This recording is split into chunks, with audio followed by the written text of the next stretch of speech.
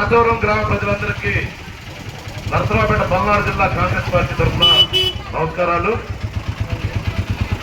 యలమందరెడ్డి గారిని మీ గురజాల శాసనసభ్యునిగా కాంగ్రెస్ పార్టీ నియమించింది. వారు శాసనసభను పోటీ చేస్తున్నారు కాబట్టి మీ యొక్క అమూల్యమైన ఓటును యలమందరెడ్డి గారికి వేసి గెలిపించవలసిందిగా మిమ్మల్ని కోరుతున్నాను.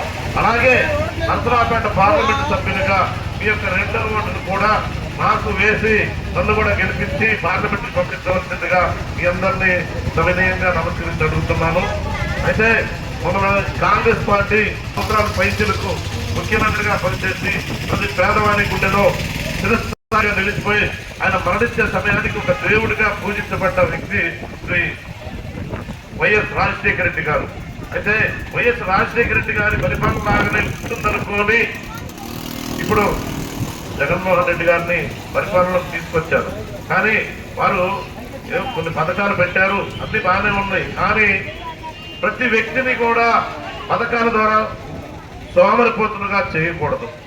మీ పిల్లలు మీరు చదువుకుంటున్నారు, మీ పిల్లలు చదువుకునే పిల్లలు చదువుకోవాలా, వాళ్ళ కాళ్ళ మీద వాళ్ళు నిలబడాలా. వాళ్ళ కాళ్ళ మీద వాళ్ళు నిలబడాలంటే ఈ రాష్ట్రంలో అనేక పరిశ్రమలు తీసుకురావాలా, అనేక కంపెనీలు తీసుకురావాలా. అటువంటి పరిస్థితులు కల్పించకుండా ఊరక పథకాలు మాత్రమే ఏర్పాటు చేస్తూ అప్పులు చేసి ఇన్ని రోజులు పథకాలు ఇస్తారని అప్పులు చేసి ఈ రోజున 13 లక్షల కోట్లు అప్పులు చేయడం జరిగింది ప్రస్తుతం ఉన్న ప్రభుత్వం. అంతకుముందు ఉన్న ప్రభుత్వం 3 లక్షల కోట్లు 4 లక్షల కోట్లు వాళ్ళు కూడా అప్పు చేశారు. కానీ ఈ రెండు అప్పులు కలిపి ఈ రోజున 13 లక్షల కోట్లు అప్పు ఉంది. ఈ యొక్క మనం ఈ ఆంధ్ర రాష్ట్రంలో జీవించే ప్రతి ఒక్కరి తల మీద కూడా